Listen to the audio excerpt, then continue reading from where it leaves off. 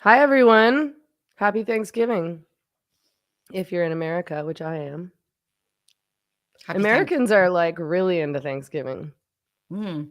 It's In like a bad Canada, people Christmas. don't care. Yeah, it's weird. I don't know. I've never really cared that much about Thanksgiving. I don't like turkey.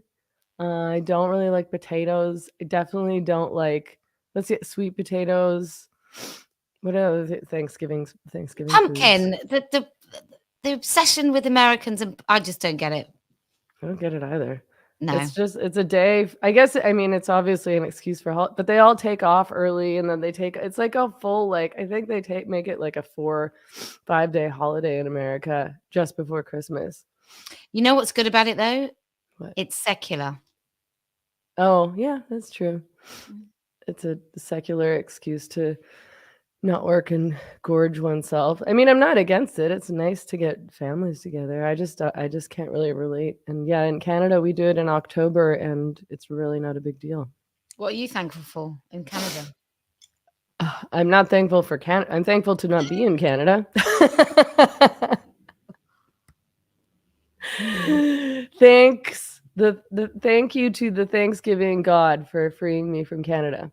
I'm in San Francisco, which is probably the worst city in America. Still better than Canada. I reckon Portland's worse. Oh, you're right. You're right. I Yeah. think Portland is worse.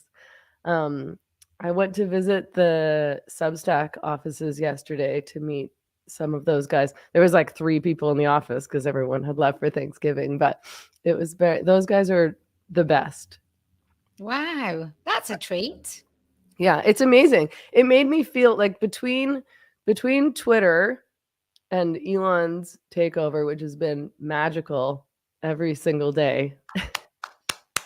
Well done for getting back on. Before he does the amnesty, like you get to make it it's a special one just for you. Yeah, So a special one just for me. The rest of you will get back next week, but yeah.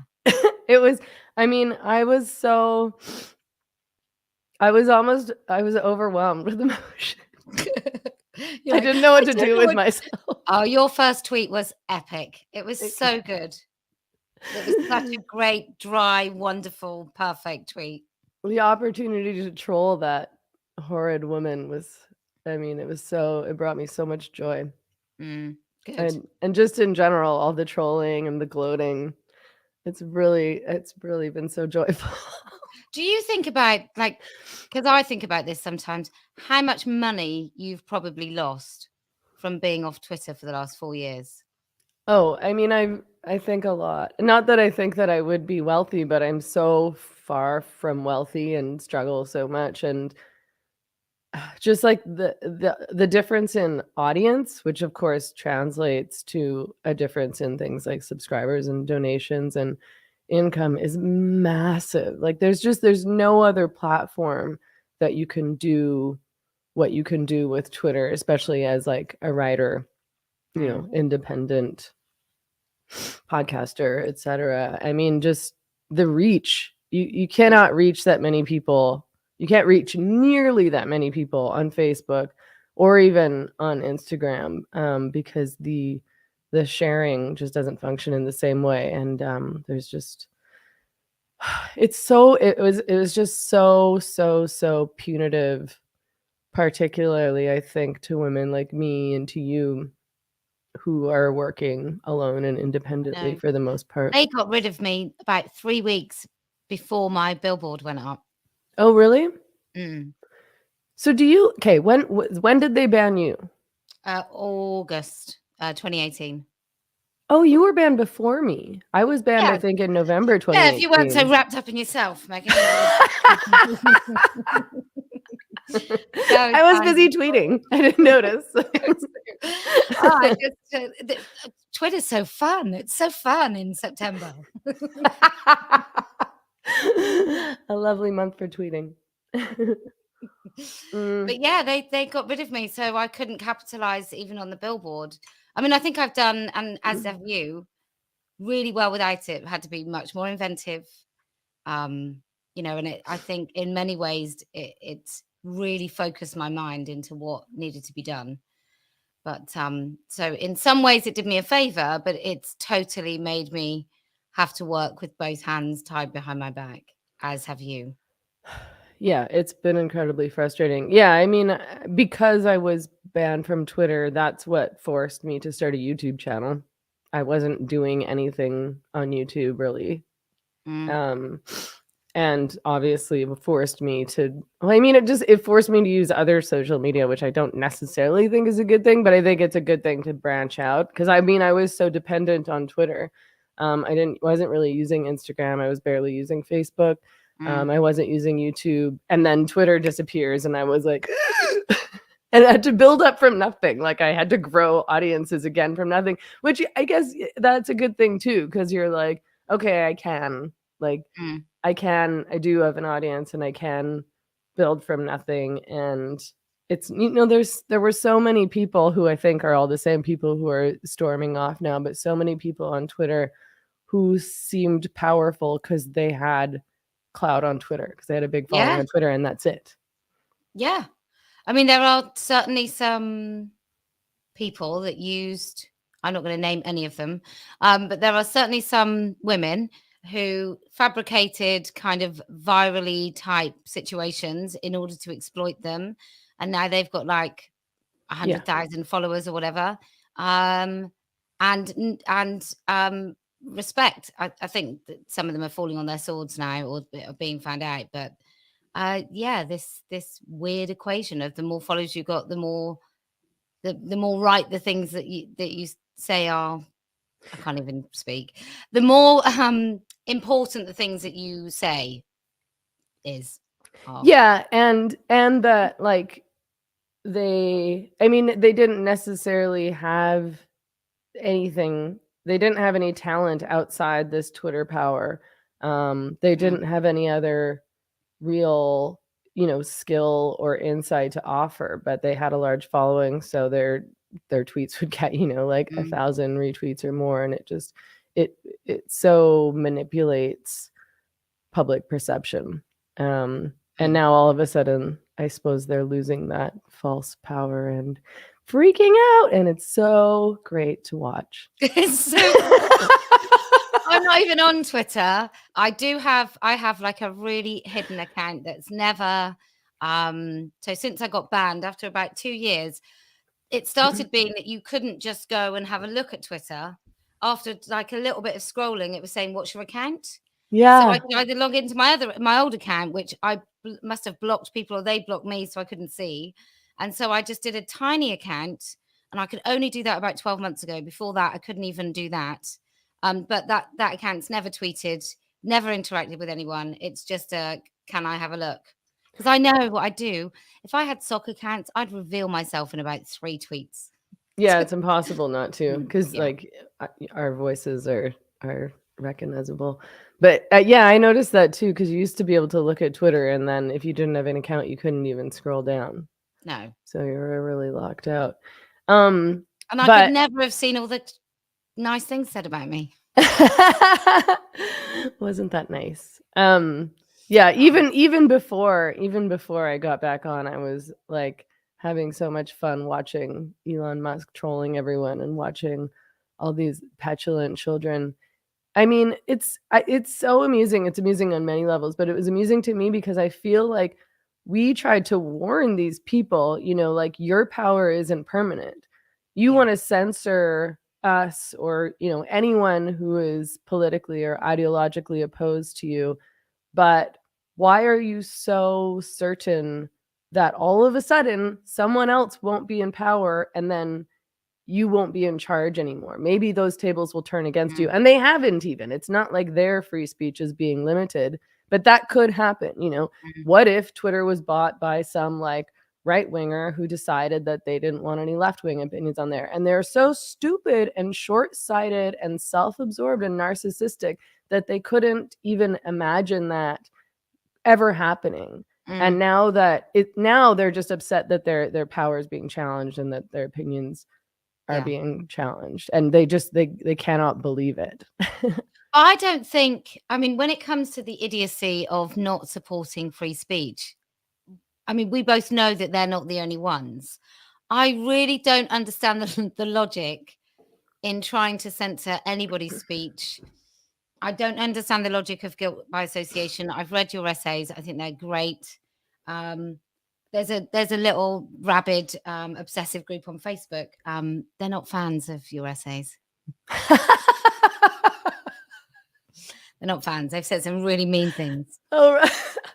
I'm glad that I'm not in that group. I probably was kicked out. I don't know what group it was, but it was probably a group that you've never had some sort of bizarre lobotomy replaced with some sort of obsessive gene, which is basically what's happened to these women. They are the most kind of, the girls at school where they'd get in such a kind of nasty, they'd said such awful things about you when you were like off for a day, and then everybody sort of said mean things, and then you come back in the room and everyone's like, just can't believe that you dare come back to school. It's like that. I mean, I do read their stuff now to be highly amused, because I just think, even if you thought those things, don't say it publicly so everyone else can see who you are. Or if you're going to criticize some of the things that I do or you do, at least say some other things so that you don't just look really mean or jealous or spiteful. I got really badly criticized, as well, we both did, for Austin. Although I totally blame you. For hiring, what did we hire? Like white supremacists. Yeah. Oh, that's right. We hired the KKK to protect us because we agree with KKK politics. Yeah. Well, look, we did both say to them, just leave the white hat boys. Just leave the hats behind. Just go with the cowboy. Yeah. Yeah. We know you like J.K. Rowling, but not the wizard's hat. Not the Yeah, I mean, there's this one woman on Twitter who is obsessed with monitoring my Patreon subscribers and then making fun of how few Patreon subscribers I have. And I'm like, is this what is it that you want? Do you want me to be broke? Obviously I'm doing okay. Obviously I'm not wealthy, but these are the exact same women who insist that I am doing what I'm doing for money, but then at the same time they're making fun of me for not making very much money. That's so mean. They're really mean, and I can only imagine that there's some WhatsApp groups where they're all winding each other up. Yeah. So that they feel okay to say these things in public. I mean, I can't imagine trying to make myself look so bad in front of everybody. I'm sure there's some things that both you and I could say about a bunch of people, but I wouldn't say it here on air right now, so everyone could go, well, that was a bit mean. And it's just, it's just funny. There's so many mean things that we could say about all kinds of people. I'm obviously not that nice. But yeah, I'm able to, why would I go in public and say mean, bitchy, petty things about other women? And the fact that so many of those people sort of succumb to that base urge to be like, and she's getting old and she's poor. I know. And there was one rumor, I've talked about this before, but there was one rumor that was in that particular Facebook group, and somebody put on Mumsnet that I met my husband when I was in an elite boarding school in Hong Kong, paid for by my grandparents, and my husband was married, and I took him from his wife. Goodness gracious. What an exciting story. My grandparents all died in council houses. They never had a penny between them. Not one of my grandparents just about afforded a foreign holiday, and that was going on a coach. That wasn't even flying abroad. And and it's a given. It's an absolute given. I was on Femsplainers the other day, and she said to me, "You really will talk to anyone." I was like, I absolutely will. And she said, something about David Duke and Richard Spencer. I was like, I've never talked to those men. But there's a Wikipedia page, I think, that says it. Oh, really? Okay, interesting. Yeah, I mean, the Wikipedia. David Duke, he literally is the head of the KKK, isn't he? I don't. Yeah, I don't. I mean, I don't. He's definitely I'm not even something. familiar with these people, which is funny because I'm in bed with them every night. But Yeah, like it must get a bit all of the tiring. people that they associate us with, and that they associate me. I think they mix me and you up, and so they mix up the libel against you and use it against me. So me and Tommy Robinson, like all these people that I just like, I've never even paid attention to, but They do though. They're also obsessed with them. yeah, I guess So so. I had an event in Brighton, which now obviously the police have asked for me to go to an interview. So for non-Brits, basically the police can invite you to a voluntary interview, and it's basically all they want to do is entrap you. So they want to goad you until you say something that is criminal. Oh, is that Um, what it is? Okay, yeah, so I watched your live stream where you had this woman on the phone with you mhm, asking you to come in for an interview. And I yeah, was confused about that because they wouldn't tell you that you had committed a crime. no. They wouldn't tell you. They wanted you to voluntarily come in for an interview. And I was like, Mm, I don't understand this at all. Why would you mm, voluntarily come in for an interview when you didn't commit a crime? mm. Well, I have done it twice before, so this is not my first rodeo. The first time I did it was at the behest of Susie Green. She'd reported me for 6 tweets, so I did go. Because at that point I was quite new to any sort of activism. And I thought that police texting me was a bit of a joke. And so I did go. I had a lovely solicitor. He actually passed away in lockdown. But I had this very posh solicitor who wrote a prepared statement, and I just said no comment all the way through the questions. And then Susie Green reported me again for 2 comments on YouTube, and I went along to the police station, knowing that they weren't going to charge me because there was nothing to say. And I did the interview. And this time, because of where I'm at in my sort of whole activism, it is the most fruitful thing I can do with all of this is let them come. Let them do it. Let them, I'd be happy to be charged. I'd be happy to go in a court. And then I'd be happy to even be found guilty of contempt of court for the crime of misgendering, right? I feel like it needs to be, I'm not at all afraid of any of the potential consequences, because I think that this fight needs something like this, where it is a real, I've talked to my kids about it. That like my youngest son is like, Mum, I really don't want you to get arrested. And I'm like, look, this is why we do it, and this is what will happen, and this is what's going on here. I mean, we have to remember, in light of these men getting taken very seriously for these, like, for women saying bad words, we have to remember that there are literally women in this country who have lost their lives whilst being told they're a nuisance for reporting actual stalking, dangerous men stalking them, and the police say it's a waste of time. And yet these men can just report like hurty feelings and they're taken seriously. I mean, it's insane. Yeah, you're right. I mean, I mean, it's over and over and over and over again, the constant stories in the news about women murdered by men who they reported to the police over and over and over and over again.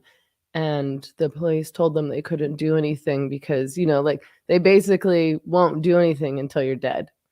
Like, they Mm. won't do anything until there's, like, a physical attack. And If even then, somebody's it's just excessive. stalking you, they don't do anything. If No. somebody's threatening you, they don't do anything.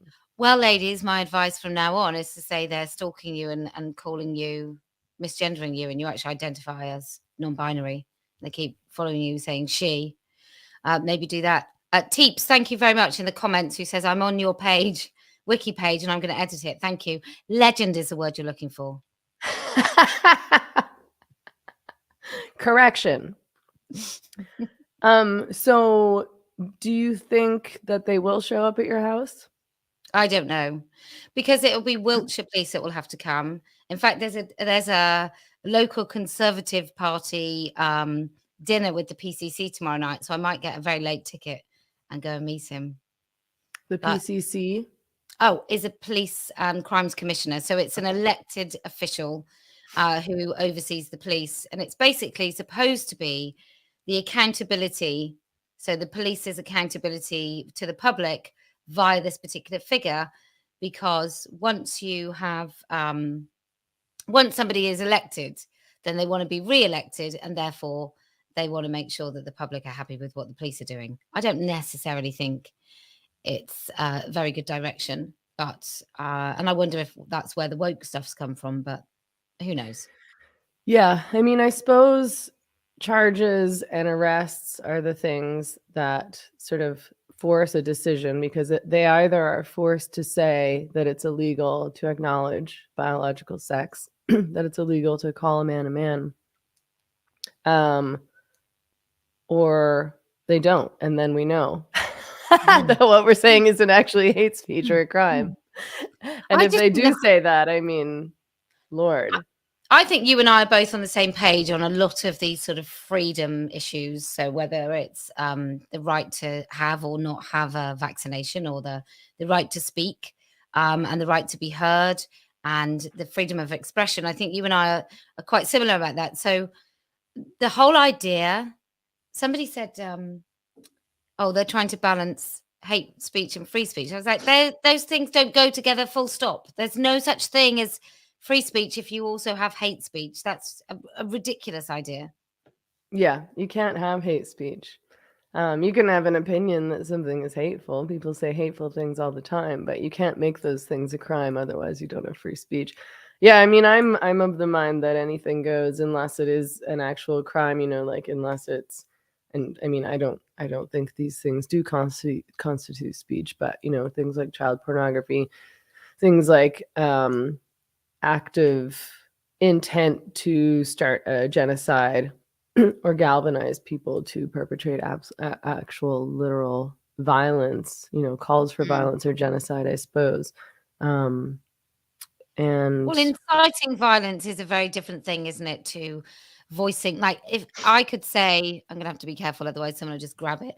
I can say I hate people with blonde hair, and that's not the same as, and I think they're sinful and they should be they should repent. It's not the same as saying I hate people with blonde hair, why don't we go and beat some up? You know, yeah, I think we all I think we should kill everyone with blonde hair. Yeah. And I think pornography is harmful, so I don't think it should ever be put in the same category as freedom of expression, because I think actually it is harmful, and I think there are good arguments to show that it is harmful. And so I don't actually think that, I wonder if that does incite in some way. If it, I was thinking about this, so that I'll ask you about this. Like, this is changing the subject a little bit, but I'll ask you about this. So we were talking about online gaming. I don't even know whether I was actually talking to someone, doing a live stream, talking to someone, or having a conversation. I think I was doing a live stream. And we got to the topic of like, I'm frightened to go in the ocean still, because I like swim in the ocean, because I watched Jaws when I was like 8 or 9. I know, that happened to me too. Right. So that music and the impact of those images stay with me. So maybe the reason we are where we are is we have our first crop of adults that have spent an inordinate amount of time in virtual spaces in which they can put on a new skin. Yeah. They can become someone completely different. And I wonder if, because I then associate the ocean with Jaws and that music, and even if I put my arm in and get that white, you know, when the sea goes white, that then can freak me out.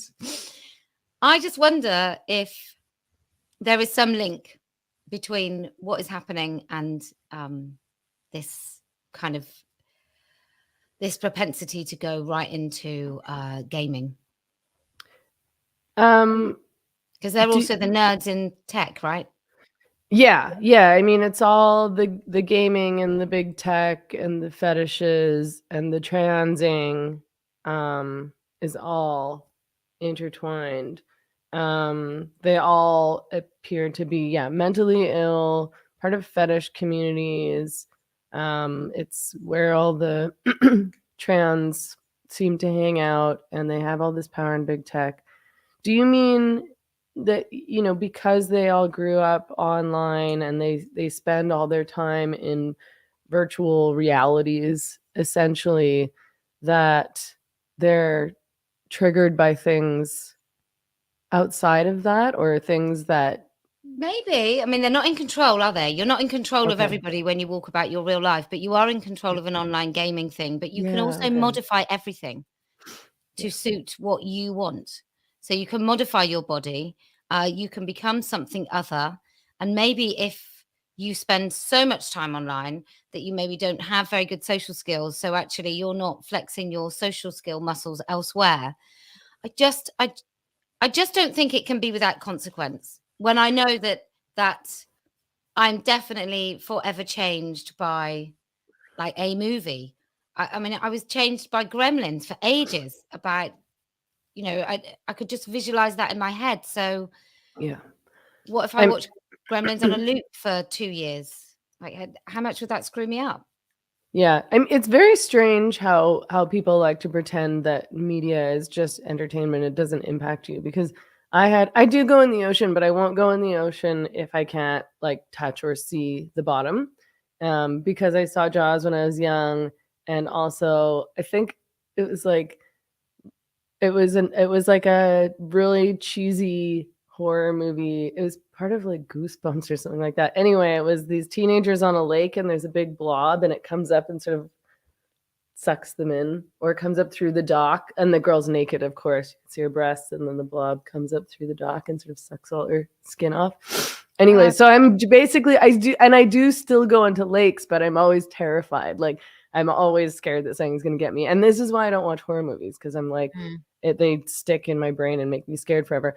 But with regard to all of these people who are growing up online, I certainly think that you have so much control over what you experience and how people perceive you. I mean, you'll notice that if it's not like a cartoon anime avatar, these trans activists, their avatars don't look anything like usually how they look in person, because mm, they've filtered them and they've posed in a certain way and they have a mm, certain lighting. And then if you look at them in real life, they look much worse. mm, mm, mm, But you know, these people can go online and pretend to be women. They can pretend to be anything they want. They can pretend to be cool. They can pretend to be funny. They can pretend to be social skills, and or they have social skills. And then when they go out into real life, that doesn't translate, and they don't have this power. They don't have this popularity. No one's attracted to them. They're awkward to talk to. They're not funny. They're not interesting. They're mentally ill, depressed, Well, they never unattractive pretend to be weirdos. funny because they're not funny at all, are they? They really aren't funny. They're the least. True, the They don't trans seem to have a activists sense aren't of funny. humor at all.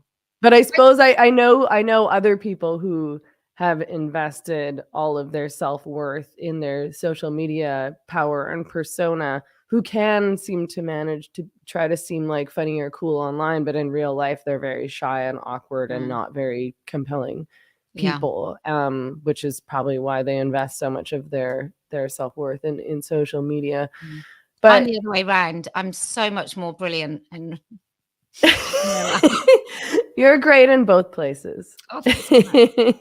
I think You I'm don't have better in real to life too. say that. Yeah, I mean, I think you're right in that. I think that people they've developed this sense of control, and it's super triggering and upsetting to them when that control is broken, which is what's happening to all these people on Twitter right Mm, now, thinking that they'd gotten rid of us all, and they would be unchallenged. mm. Um, And I think it's a Peterson thing. So Jordan Peterson talks about people tidying their own room, which everybody was quite facetious about, but he really means sort your own life out before you try and change the world. And I think these right. kids, their lives are so dysfunctional and impossible to make great that that's why they want to try and control everybody else and pretend that they're really nice people um, when they're not. And it's, you know, these are if you can pretend to be a nice person by telling a load of old women that they're evil because they're saying that your mate who's taken estrogen for 2 months is not a woman, then you're a great person, right? Either you've frozen, Meghan, or you're really still. I think Meghan's frozen. I'll just, shall I wait for you? I'm going to text you. I'm going to text Meghan and tell her that she's frozen. Welcome to my show. Have you guys frozen as well? If you're still in the chat, can you say hello and that you can still see me or... Okay. Okay. Right, Meghan's going to come back in. I just want to see what you guys think. What should I ask Meghan? Quick. What should I ask Meghan before she comes back in? Tell me something about her that I might not know. Sorry. And hotel hi. me off and I had to go back and re-sign in. I missed the end of what you were saying. We were just in the comments. They were just saying awful things about you. She's so old and poor. Yeah, as soon as you went, they were like, "Oh God, not Meghan! Oh, we just came for you." I hate this channel. By the way, if anyone has questions, please use the super chat because I'm not able to keep up with the live chat. So if you have questions for Posie, we'll get into what happened in the US and New York in a bit. Oh, are you marrying that boyfriend of yours? Someone said. Me? Oh, no. I mean, I haven't been asked, but I'm just, we're just working on our communication as always. I'm obviously a very good communicator. Yeah. So it's always the other person that has to do the work in my relationships. Yeah, no, I'm with you on that. Clearly. There was something else that I was going to say about what you were talking about in terms of people living in virtual reality and how nerdy they are. I mean, I don't know. It was so funny. I don't know if you saw this video. I tweeted it. Maybe you missed it. But Libby Eamons covered it at the Post Millennial. I love her. Let me just say, I so love her. She's such a great writer, and always, like, I love being on a panel with her, but I know that I'm always going to come up a little bit short because her cultural references and the way she puts stuff is just brilliant. Anyway, you carry on. She's an excellent journalist and an excellent writer, and I so appreciate what she does. But she covered this story, which is essentially what we already knew, but to see it actually happening is so crazy. It's this trans woman who is a content moderator at Twitter who, and it's this guy who looks like he's in his late 40s or something with greasy gray hair, who's insisting that he's doing an interview on some news program, insisting that abuse is going to run rampant on the platform now. And as far as I'm aware, it's gotten better. This is what Elon Musk tweeted, is that like hate speech on the platform has gone down. He's obviously fired everybody and has this super pared down team so that he can start anew, which I think is great because it's clear that even after he came into power, people were still mucking around behind the scenes. Yeah, I've been refused at my appeal about 4 times. I was I filed another appeal once he bought the platform that was refused, and then I filed another one maybe a week and a half or so ago. Hi, little Emma. My dog's here. That was just ignored, and I got on because of Rogan. Yeah, well, not what you know. The greatest man in the world. I actually believe that he is the greatest man in the world. But And it sounds like Elon Musk just tweeted today that he's just going to open it all up and let everybody who was suspended back on. So that's exciting. I hope that I'm actually very happens. It excited. sounds like it will. It's been so fun, Posie. I'm not trying to rub it in, but it's just been so great. And but like I feel like everyone, I mean, I'm obviously in my own version of an internet bubble, like a sort of heterodox, anti-woke bubble, I suppose. I'm not following many of the wokes and the lefties anymore. But I feel like everybody's just so excited to be back and be able to speak freely. That is exciting. I've got 60,000 tweets I need to clean. I don't know. I just downloaded my archive because I want to, like, because I think I've been on that platform since, I don't know, 2011 or 2012 or something like that. And I can only imagine. I know that I was extremely annoying then in terms of my like self-righteous feminisming and leftyism, but I bet it's even worse than I could imagine. I think I swore a lot. I don't swear that much now online. You know, I'm not saying I've tried to stop because in real life I swear all the time. I have a horrible potty mouth, but I noticed that if you do it online, it just doesn't sound good. Like it makes you sound, I don't know, I mean, not classy. It distracts from your message. I sometimes nearly do it in a text, and then I'm like, oh, I'll just get rid of that. Mm-hmm. I don't look so great. Yeah, it doesn't translate so well. Yeah, so I think there was a tweet that I saw. I'm trying to not fall too deep into the Twitter rabbit hole now that I'm back on. Like I don't want to be on Twitter all the time. I don't want to when I look back at old tweets, I was like, God, I wasted so much time arguing, which is I don't want to do. Like I don't want to spend a bunch of energy arguing with people on social media. I think I'm a lot better at that now than I was 4 or 5 years ago. I don't do that on Facebook or Instagram or anything like that. So I want to try to avoid that. I'm trying to avoid, I don't want to like look petty. I've noticed that some people come back and right away they're just like, they seem so bitter and petty and they're picking on everyone. So I'm trying to not do that too much. But I did see one tweet today from this guy that was like part of my old friend circle. And of course, they all abandoned me and ostracized me and acted like I was this horrible pariah because I know what a woman is. And so I couldn't help target him. But I promised to stop after that. Because I saw a tweet in my feed saying Musk unblocking America's top TERFs and provocateurs is like when the EPA inspector forces the Ghostbusters to shut down the protection grid and all the ghosts and ghouls invade NYC. And then this girl who I used to be friends with responds, and Canada's. And I just was like, I just couldn't resist being like, fuck you. So I sort of put them on blast, and my tweet. Have you got any friends from before? Yes, I have a lot of friends from high school. Like I still have friends that I've known since I was 13 years old. But not feminist MA friends.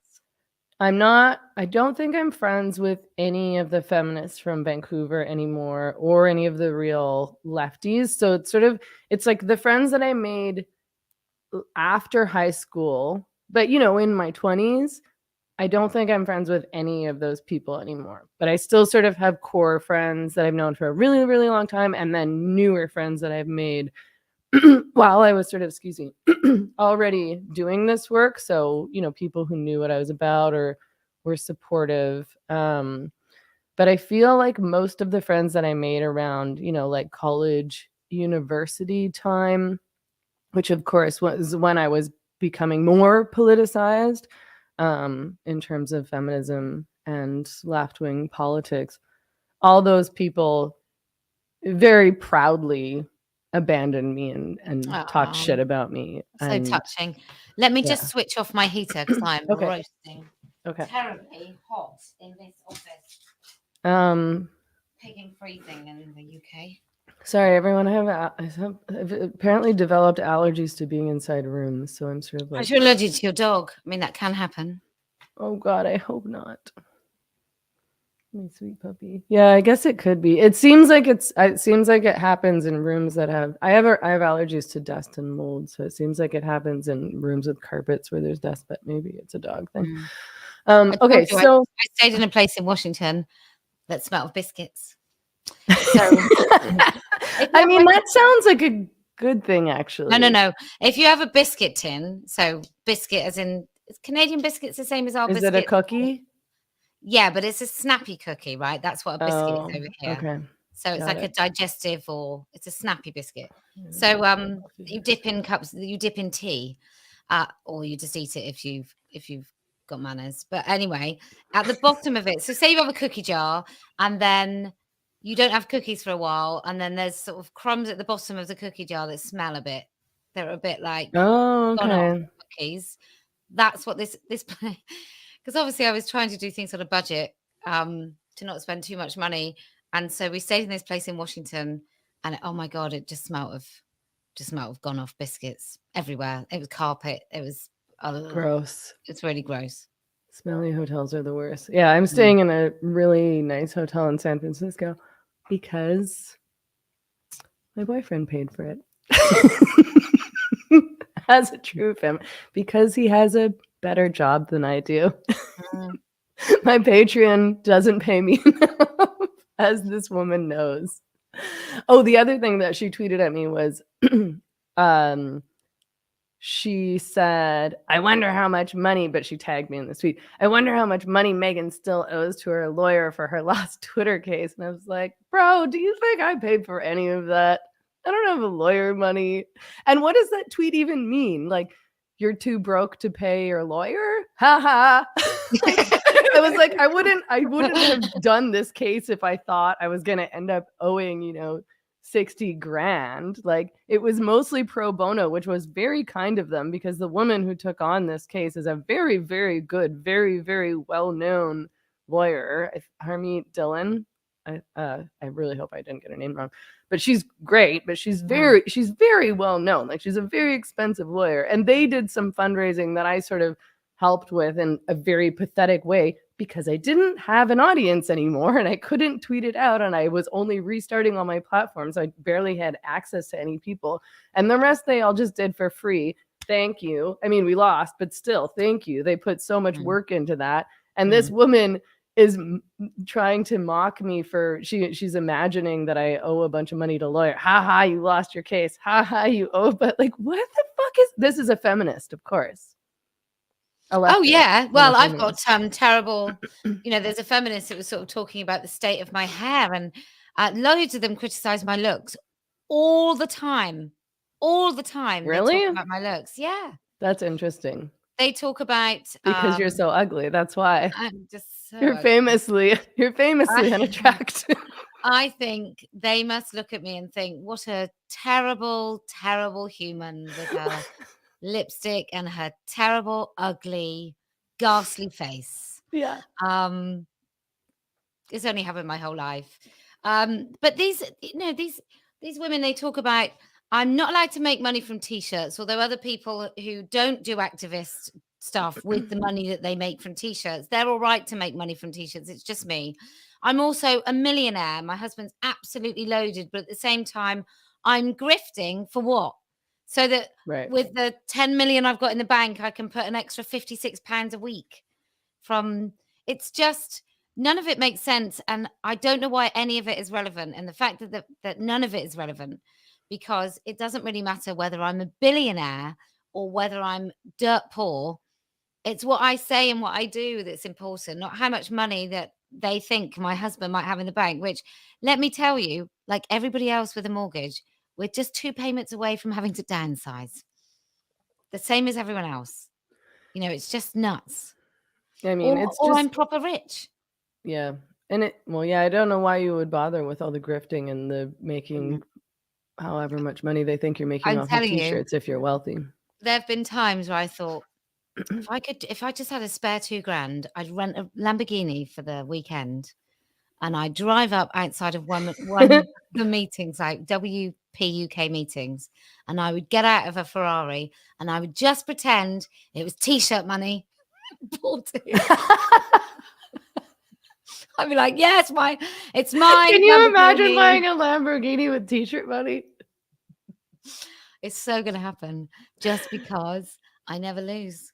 I just would like the most garish, like voluminous, like fluorescent green Lamborghini with some kind of personalized tacky number plate, and it would just be so great. I'd just drive up to Philia or somewhere where I knew most of the women who really don't like me were going to be, and I would rev the engine. I would get out and I go, "Thanks, t-shirts."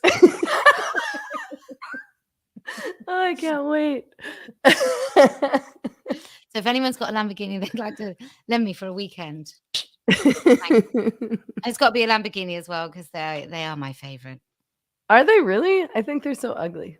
Oh, But I I have love I'm them. like I don't yeah. I don't like new vehicles. I would want like some kind of very expensive vintage I want car. ostentatious, like You want the most just obnoxious. garish, ostentatious.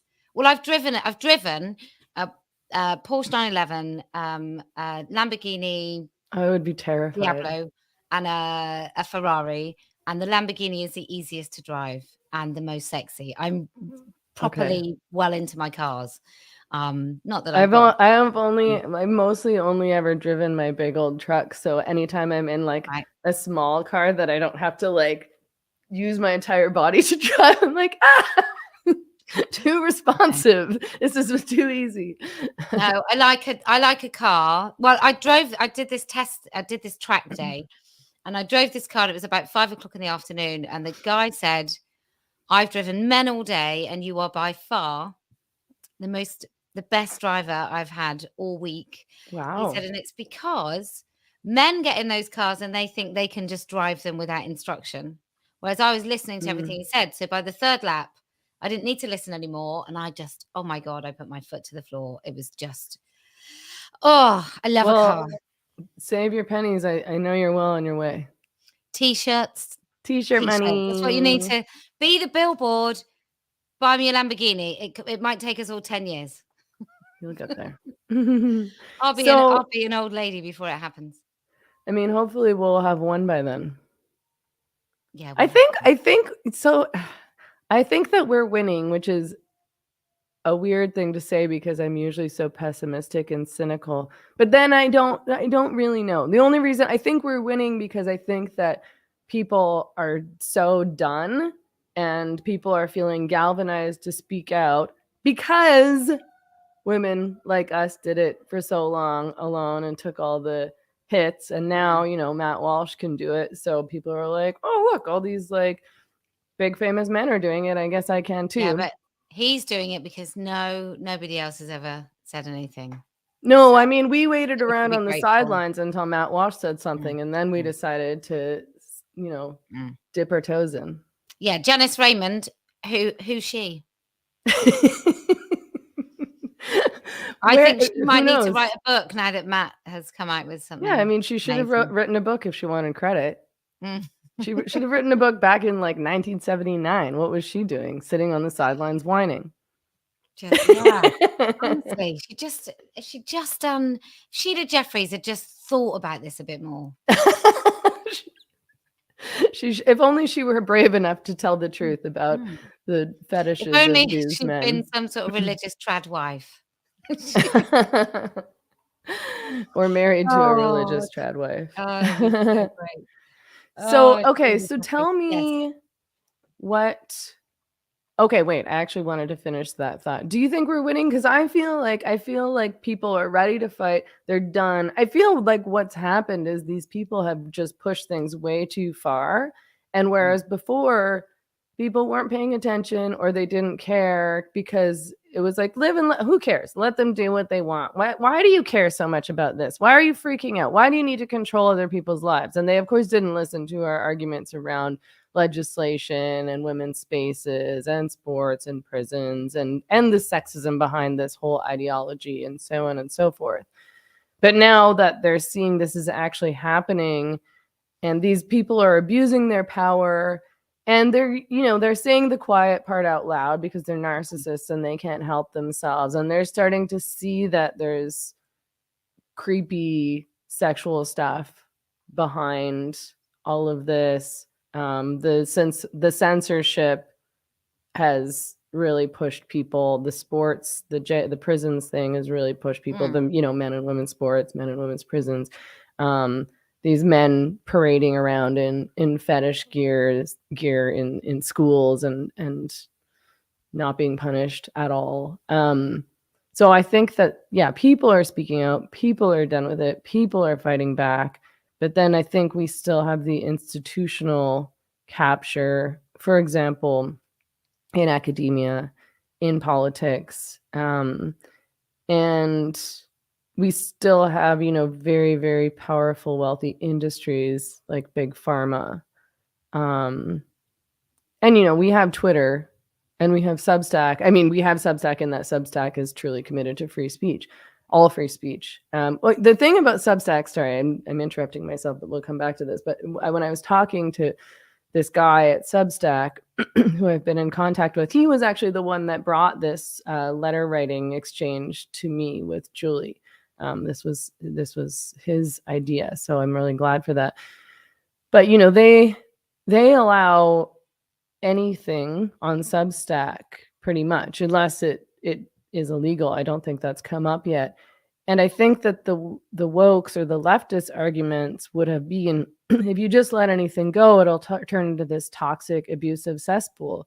But that hasn't happened on Substack at all. Substack is wonderful. No. Well, also, if you start...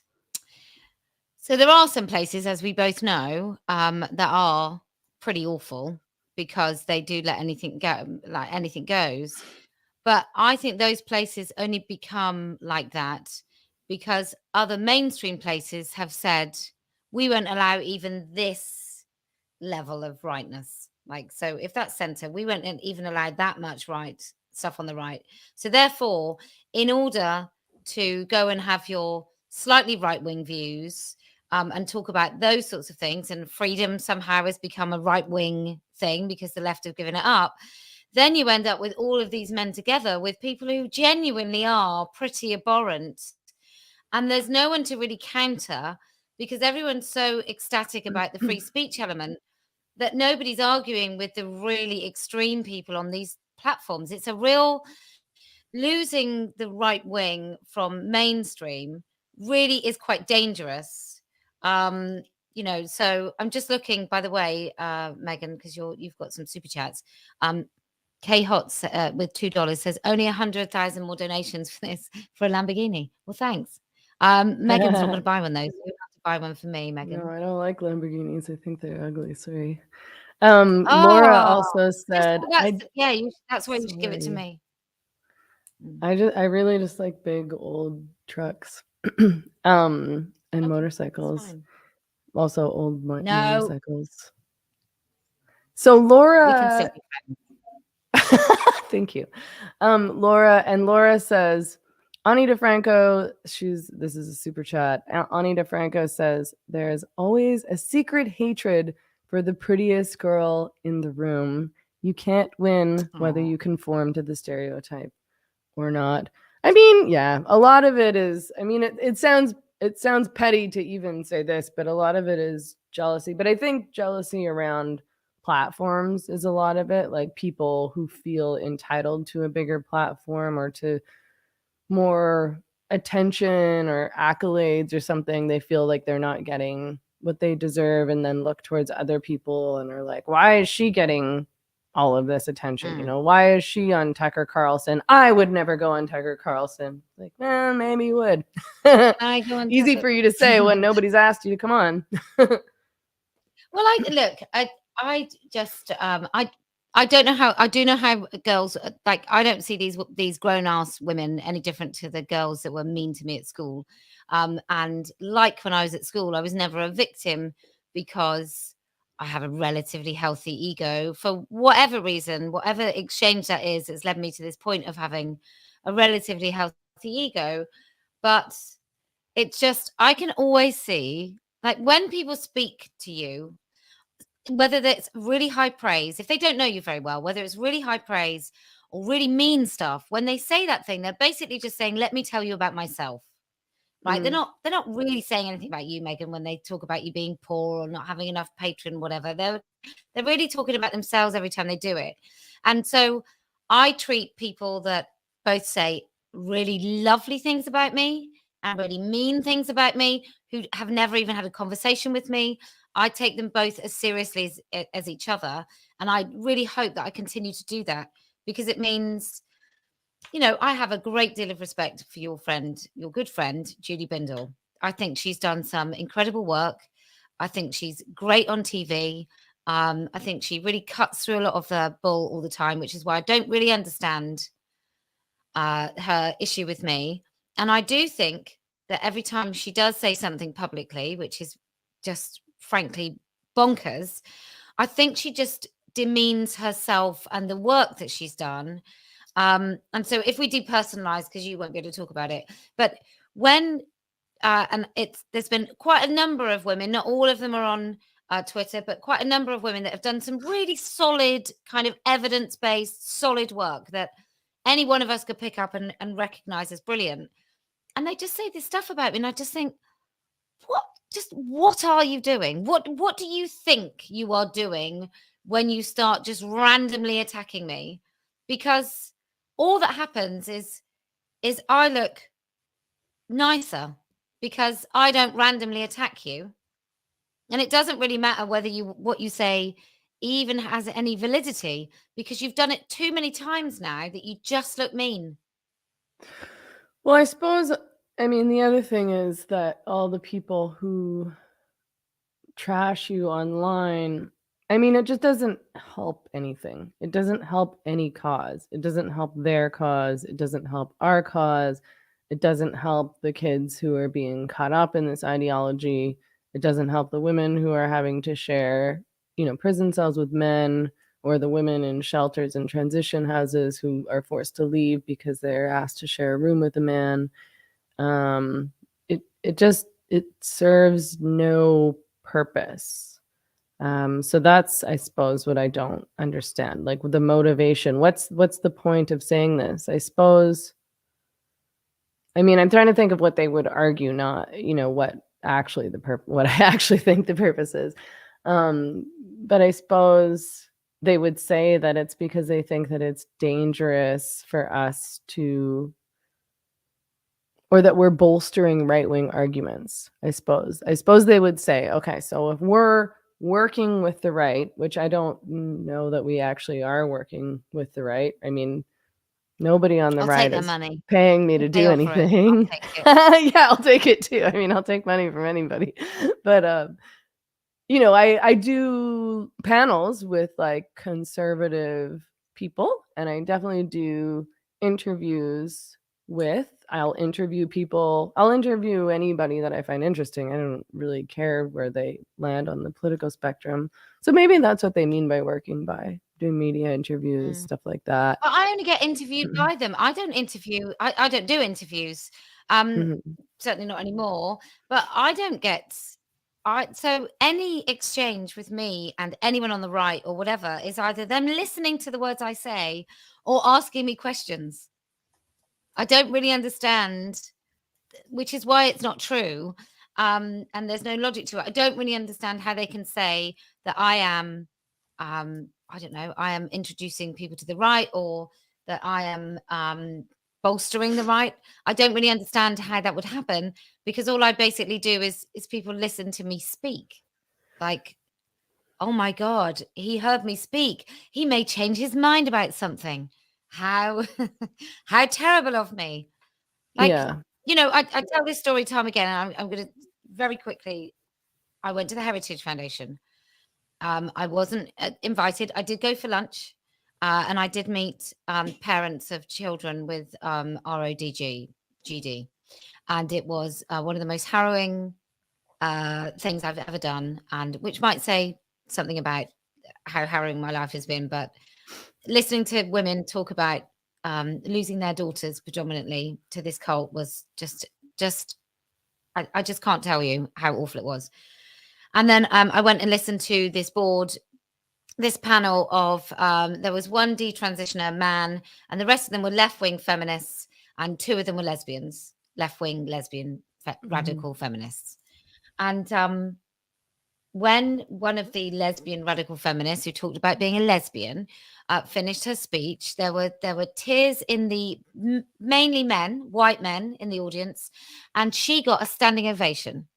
So I think perhaps it's because I am, like I've said, I've got quite a healthy ego, but I like to think that in an exchange where I speak, I have more of a chance of convincing anybody that I'm right.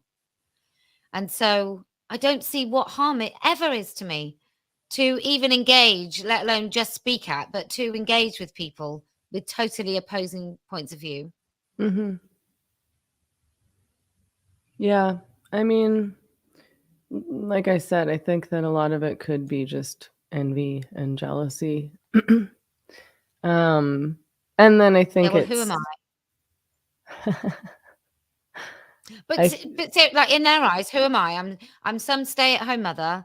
Yeah, what have you ever done? What have you done to deserve? Yeah, what have I ever done? And then I just come along and I think I can do this. Yeah, and not only do I think I can do it, I can do it, and I can do it to a really good. I think that let women speak, and listening to other women's voices.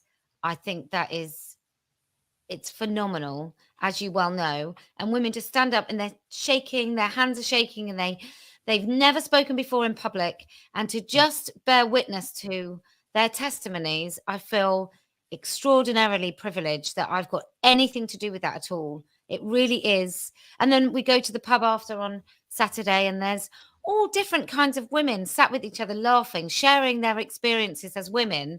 And I mean, it's profoundly life affirming. It's amazing. Yeah, absolutely. I mean, providing a platform for women to speak who've never had a platform or an opportunity to speak is a really big deal. And I don't know why anyone would want to shut that down. I just want to quickly say that if I get kicked off of the internet again, I'll come back. It seems like the hotel internet maybe like times me out or something. But okay, so let's talk more about the US tour. I mean, I specifically wanted to talk about New York, but you might have some other things that you wanted to talk about as well. But New York seemed like the craziest, which I was kind of surprised at because I would have thought that, I mean, I guess you didn't end up going to Portland, so who knows what would have happened there.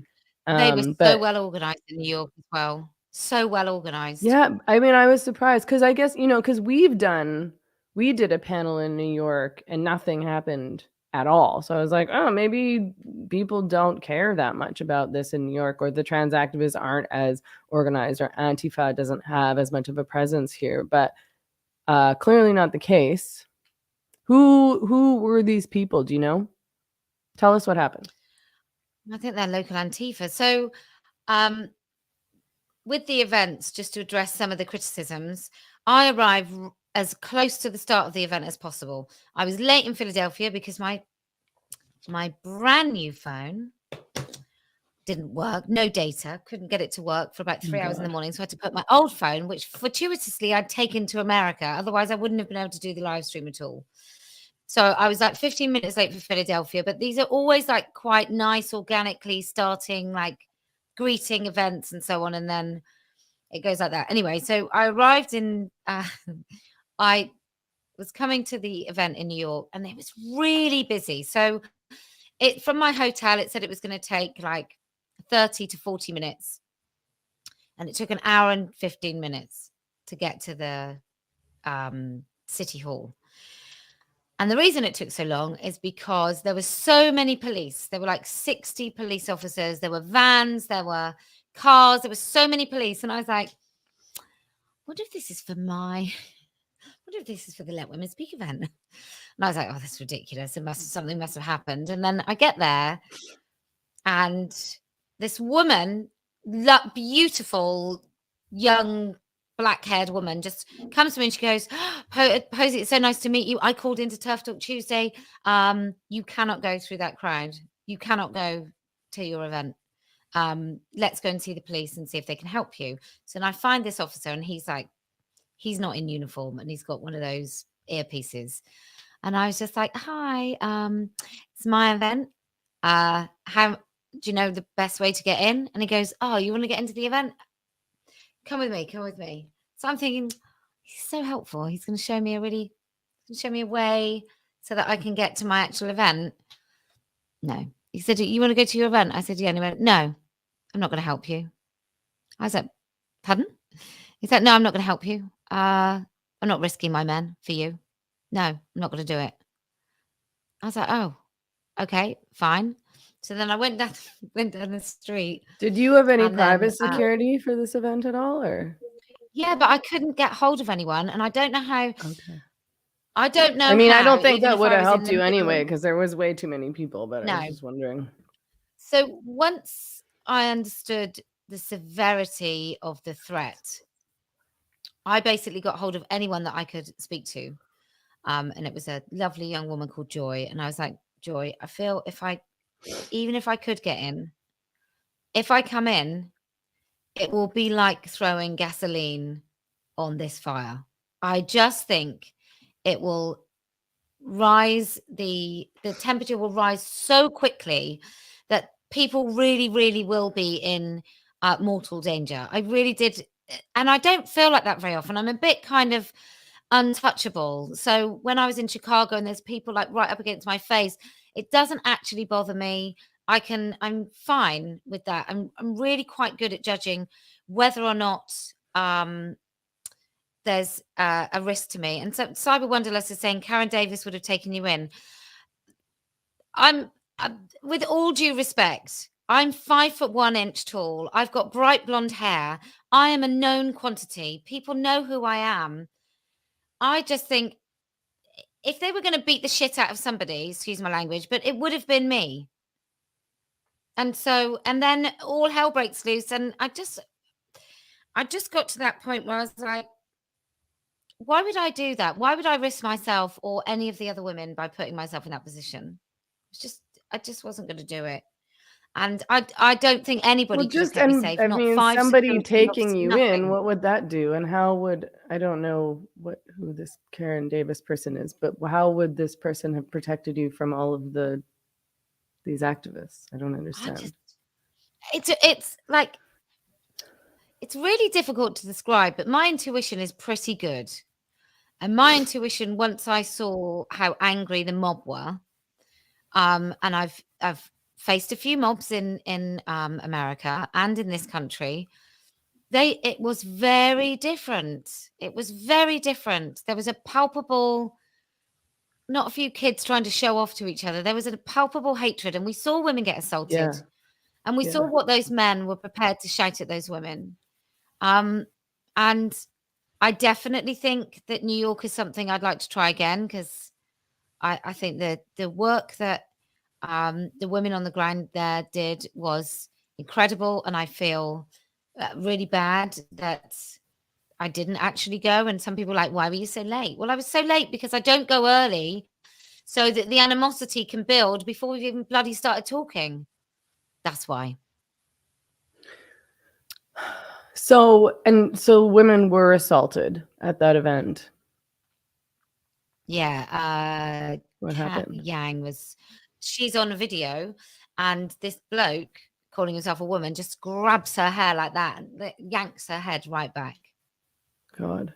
And people were spat at in Tacoma. We were spat at in Chicago, spat at in New York. You know, they're emboldened, but they need to be afraid because people are not going to take it for very much longer. Yeah, I mean, the guys that I saw screaming were terrifying. The topless, I guess he's a model. Well, maybe not anymore. I heard Coach is he going to get canned? Oh, great. Yeah, I saw that they were getting pressured. I mean, that guy just was so full of rage and threatening to beat up women. Were those the three topless people? Were those all men? One's a woman. One's a woman. No, the one with the hairy chest was a woman. The blonde? So she's a model as well. Yeah, the blonde. She's a Oh, woman. weird. She's Interesting. got scars. Okay, I didn't see. Mm. Yeah, terrifying. So what did you all do instead? Well, I went to Starbucks and then I gave a live stream in which I told everyone where I was on the live stream. And then it was like, that's not the best move ever. Like, And come then the get me woman at that's with me, Starbucks. Like the Starbucks staff are Madeline, gonna she goes, protect you. I think it was my son actually. So I told my son where I was, and he came and met me. He's 20, and he came and met me. He goes, "Mum, you just told everyone where you are on the live stream." I was like, "Oh yeah, Oh, God. I better go." So we, Madeline's husband was in the car with her two of the cutest children ever. Really lovely, and we got in their car, and then my cameraman was on the way, and he was a bit late. And so then we drove sort of around the block until he was there, and then he got in the back of the car, and then I just went, and I just felt, I didn't even want to look at the live stream. I felt really afraid for the women. I just felt too bad to even watch. And my phone was crap, and it was, yeah, it was, I was absolutely gutted. I'm really glad there were cameras there to take the footage that they have. I think Melissa Cohen took the footage of him shouting like, "These hands don't discriminate. I'll beat your ass." So that's amazing. But I went to make a documentary to put on record what women are having to deal with in this war on what it is to be a woman. And I think, oh my God, we've got it. I just can't think it's going to be anything than having a really good ability to peak the United States. And then we're going to And go and do the same in Canada. yeah, we're coming to Canada. Hopefully, if we can afford it, we'll do Vancouver, Toronto, Ottawa, Montreal, Calgary. Yeah. So if you're Is there well anywhere else? off, Yeah, please consider it's donating. just Do going you to still be. have a? So your fundraiser got shut down. So how are you collecting I've money asked now? people to donate straight through Standing for Women. So they Okay. can just go on to the documentary. So it's standingforwomen.com/documentary. And then they can just donate into there, because then they're not cheap. It's a whack of money to the very talented cameraman documentary maker. And then it's also all the expenses. It's every hotel, every bit of food. Security. I sort of was like, expensive. yeah, I'll just do it. It'll just be that much money. And then security in, I think Miami, I think that cost me about, was it Miami? Yeah. No, maybe it was Austin. No, Austin wasn't that expensive. Miami was about Austin, we got a $1,000. deal because they were our KKK friends, remember? Those men were so nice, by the way. I just want to say that. Except the white supremacist, which was the black guy. The black guy with dreads who BuzzFeed said was a white supremacist because he didn't want men in drag coming into kids' schools or libraries or whatever. How did the other cities go? How was Miami? So New York seemed like the craziest. Was that your last stop? Yeah. So after Austin, where I saw you, so we started in LA. We did Hollywood. Then we did San Francisco. No, did we? Yeah. Then I did San Francisco. Then I did Tacoma. Then I did Austin. Then I did Chicago. That was full on. So in Chicago, the activists basically, just as we start to talk, they just come en masse and they're insane. There's this girl that's doing like, ooh, like this around your face, like this. As long as she's not touching you, she's doing this. And she had this siren. and she kept putting it near my ear, and I was stood right next to a police officer. So the police did come and sort of stand there, but they just basically said they can make you deaf as long as they don't punch you, it's fine. So they were allowed to come in right out and amongst us. And then the police officer was like, I don't want to have to separate you. And I was like, well, can you? Yeah, I just don't want to have to separate You're like, you. that's So I what was I like, want. please, can you separate us? Yeah. But this girl kept having this siren, and the police was right there. And then the policewoman did this, and I just grabbed the siren and just like put it on the floor and just stamped on it. And I was like, yeah, yeah. I was just so Nice quick. I work. was like a ninja. So that was good. We could hardly be heard. So that was interesting. And then and the women there were amazing. There was a young woman who's got sort of blonde and black hair who gave a really good shaky hand speech. She was brilliant. There was a girl in a thought criminal sweatshirt who just stood there the whole time. She's got like chaos all around her, and she's just stood on like in shot the whole time like this. Just so stoic and amazing. And I think she's a filmmaker. And so that was Chicago. Then where did I go? Then I went to Loudoun County. That was great. We know. And Karen spoke in Chicago. Karen, who I've had on the stream several times here, who I love her so much. Karen Toumage. Yes, so I met her and her husband, and I signed his hat. And yeah, we had a big lunch. I don't think Karen stayed, but it was so nice to meet her. I love her podcast. She's awesome. What else? So then I went to Loudoun, then I went to Miami, and then I did Washington. Miami was great. Miami, I had an armored Hummer, and Fun. a security guard who had guarded the president, as in the office of the president, not just the sitting president. And he was his ancestors were Buffalo soldiers, so he was like a super impressive military guy, and he was just so lovely. And I got used to being called ma'am and having doors open for me. There was something quite delicious about that. When I went to Loudoun County, I also did a talk. There was a woman, she was quite religious, but brilliant. She'd done a school board thing where she'd gone viral. And then I'm stood in front of her thing, and my camera guy's got a photo of me. And I'm stood in front of all these American flags. I look like I'm just about to announce my presidency. I'm just about to run. So that was great. So then there was Miami, then there was Washington. Washington was phenomenal in front of the Lincoln Memorial.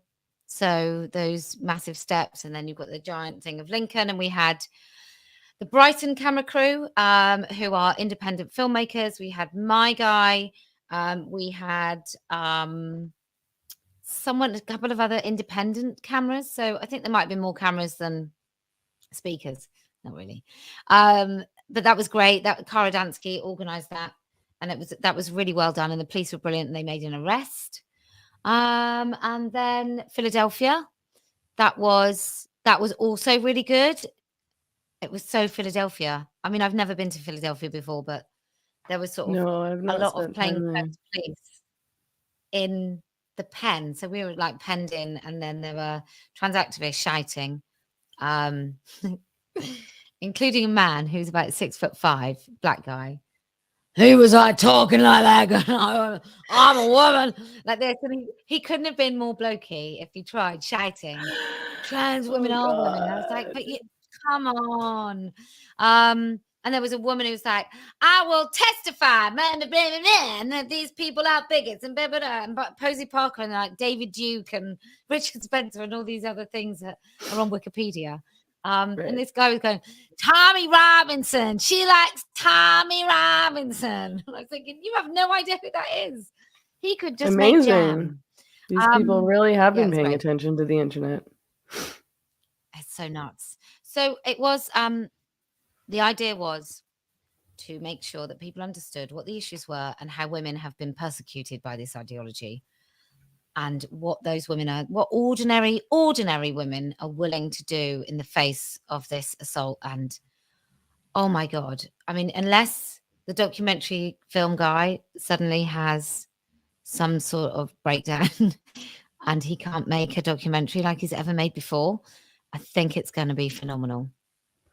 Will it answer the question, what is a woman? No, I don't know what to call it. I might call it, I am a woman. I know what a woman is. If I don't anyone want has to do any... a rebuttal to Walshy. I don't Huh? want to do a rebuttal to him. This No, is of about, course not. it might just be, I don't know. I might make it really narcissistic, just Kellie-Jay's American tour. Just to That would work too. annoy everyone. Then all buy a about me. Lamborghini with all the money Kellie-Jay's that you make tour. off of it. Yeah. Well, Well, if we're going anyone to has release it for the other one. What? I'll shut up. Oh, I was just gonna say, if anyone has any questions for Kellie-Jay, use the super chat, please, before we decide to log off, which we probably should do soon. I'm assuming it's late there. What time is it there? It's all right. I'm wide awake. I'm not Oh, you're sleeping. good? I'm too Okay, excited cool. about it at the moment. Okay. Yeah, I'm fine. We I can't remember what I was going to say. Something interesting, So devastating. Sorry. Your Lamborghini Sorry. money. Do Yeah, you I'm looking forward think to that. that Oh, we're going to release it for free. It's going to go out for free. Oh, It's going to go out for free. It's going out on my channel. Everybody can just come and steal slices of it and put it out. Whatever they think will do the best little, like 2 minutes, 5 minute, 15 minute, whatever they want, whatever they feel is the best way to convince people that they know of what is going on. That's what this is going to be about. It's really about, as much as you possibly can do, whatever you feel is the best way to convince anybody in your lives. So that's why it's not behind a paywall. I'm not trying to make a bomb. I just want to peak the world. Well, I hope you succeed. So, do you feel like we're winning? What do you think about that? I feel like more people are waking up to it. But then the more people that wake up, the more we find is the more captured we understand it is. And we understand there's much more to undo than I think we previously thought. I still think all you need is ordinary people. But look what happened in your lovely country of Canada when those like normal truckers staged a protest, and the next minute, even people that I like on this side of the debate were saying, well, they're far right. They're on the right. So there's a lot of unraveling to do. It's so disappointing and frustrating, the amount of people who hated the truckers and said, you know, they're white supremacists, they're dangerous, they're terrorists, when they so clearly were not. And that there was like no evidence of any of that happening. And people are just so not just willing to go along, but they seem enthusiastic about going along. I think that there are people who enjoy being enraged, or they enjoy being hateful. Like they want somebody to be angry at. Or they're very happy to hate the working class, which I think is what it is. Yeah, this is a lot. on Yeah, the it's class. snobbery. It's like the elitists who think these people are too stupid to think for themselves, and that they need the elite to make that. They need me, the elite, decisions on their behalf. Right? That's what it is in Vancouver, right? It's all these urban elites. I mean, it's the same thing in places like New York and Seattle and San Francisco, but it's all these overeducated, and by elite, I'm not talking about Bill Gates elite. I'm talking about like kind of middle upper class people with means whose politics are rooted in ideas, not in reality. And they're lacking. Well, that happened with Brexit. Right. I'm sorry, I interrupted. No, that's okay. That happened with Brexit. So I think Brexit was people feeling disenfranchised. Like whatever I thought about Brexit, I voted to remain. And then when I saw the idea that we're going to have a democratic vote and then not follow it, I was like, fine, I'll vote to leave then. because to me, the democratic process is more important than the result. Because if you don't trust the democratic process, you're a little bit screwed as a democracy. It kind of really doesn't go very well. So I would have voted to leave, definitely. And I didn't like the way that the European Union treated Greece. I didn't like the way that there was no democracy within the European Union. And so I already was like 50-50. And then basically on the day I voted to remain. But the majority of people that voted to leave were working class. Now, I may have just made that up, but it felt like a lot of the people that voted to leave were working class. And that's because they have felt powerless in this country for such a long time that this is their one access to a genuine kind of vote that would make a difference, a tangible difference to their lives. And then they were told they were thick and they were racist and they were xenophobic and they were too stupid to really understand what they were voting for. And so it's the same with the truckers. It's the same with all, aren't there farmers? Where are the farmers being persecuted? Is that somewhere like, I can't remember. is it American farmers? I think it might be No. American farmers. Really? I think I'm thinking of something in Europe. I think it might be the American farmers, and they've got to adhere to a certain set of stuff which is really bad for the soil, and they know that there's no longevity in this, and it's almost like they're being forced to sign up for something knowing it will kill the soil, and then they'll have to pump it full of chemicals or whatever. And there's other massive, like Bill Gates type companies, if not Bill Gates himself, buying up all of this land and making super farms. So I do think it's something to do with those, I think it's American farmers. So that would be, again, working people being put upon and being made to look stupid, or the narrative is they're stupid and anti-environmentalist or whatever it is. Yeah, I mean, there is an attack on farmers, and it's connected to this attack on meat and this drive to push like plant-based food and like lab-grown meat, because, you know, meat is bad for the environment, it's bad for climate change, it's bad. And, you know, like, I'm no fan of factory farming, but the worst impact of all this stuff, it's the independent farmers and the ranchers who are under attack right now. I just want to quickly say before we continue that Chantal super chatted and said, Kellie-Jay, Gays Against Groomers is using donor box for donations.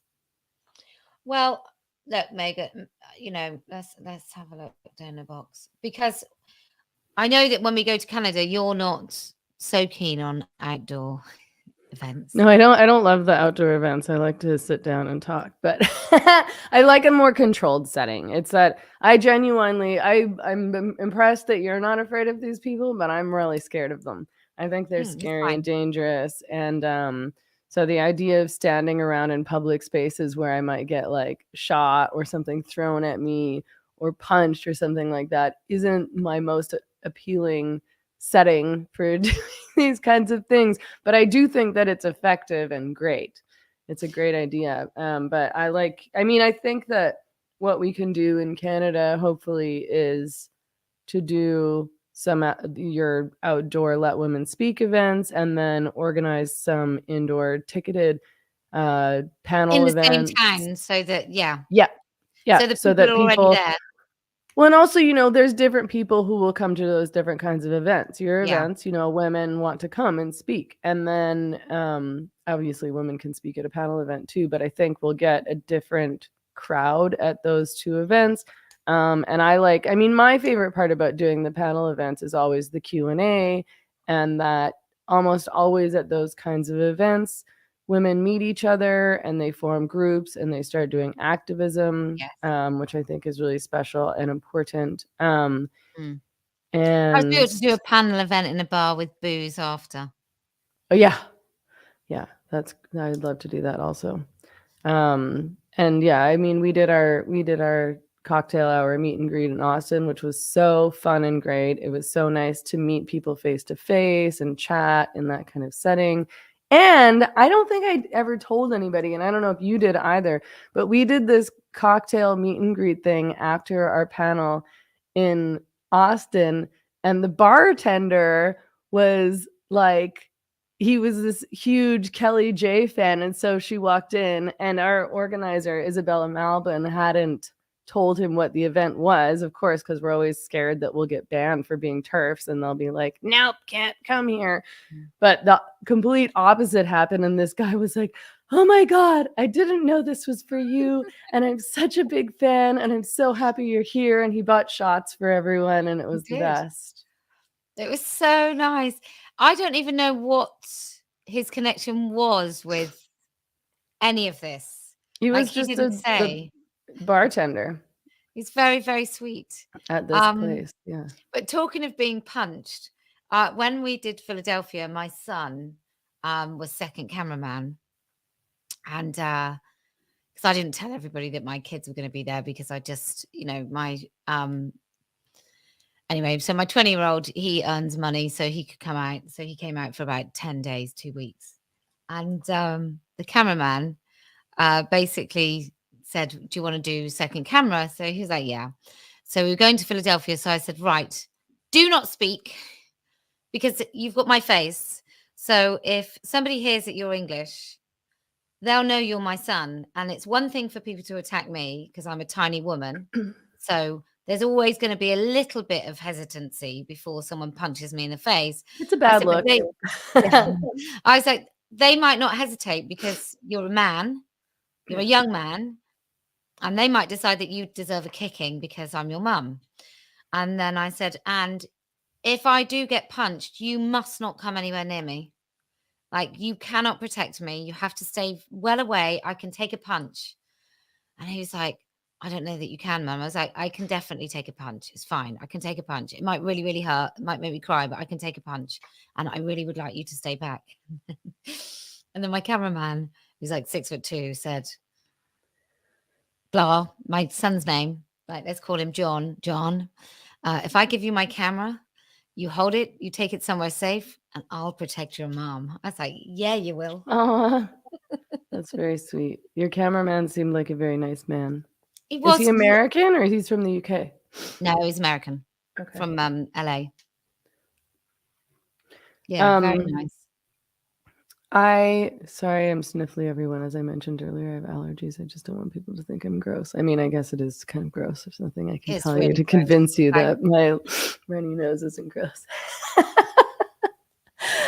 So I think we're thinking, we've not gotten to the planning stages yet, but I think we're thinking about March, April to do some Canadian events, which, I mean, Canada is like so desperate for this kind of thing because people in Canada are just like, I mean, I was so angry back in 2017 when I testified at the Senate because nobody would say anything. And I was like, this bill's just going to get passed and nobody will have said anything. There will be no pushback on record. And now there is. Jordan Peterson said something. I don't know if you said anything. Did you? Where were the feminists? Yeah, where were you? I think I'm pretty sure it was just Jordan Peterson there. Who he made millions off of that. Him and Matt Walsh. He became a millionaire because he spoke out about his concerns around compelled speech, and nobody stuck up for the girls and women. I mean, like, but yeah, I mean, people like women have sort of started to organize in Canada finally in the past couple of years, which is great, but I mean, Trudeau doesn't care. The government does not give a single shit what women in Canada are saying and thinking. He's just. Have you seen the pictures of Trudeau? Yeah. And Castro? Yeah. Do you know how you can most tell whether or not somebody looks like someone? How? You turn the photographs upside down, and then what your eyes don't do is they don't fill in the blanks. So, for example, when babies are on passports it used to be that you put a baby on a passport with a parent. Now they have their own passports.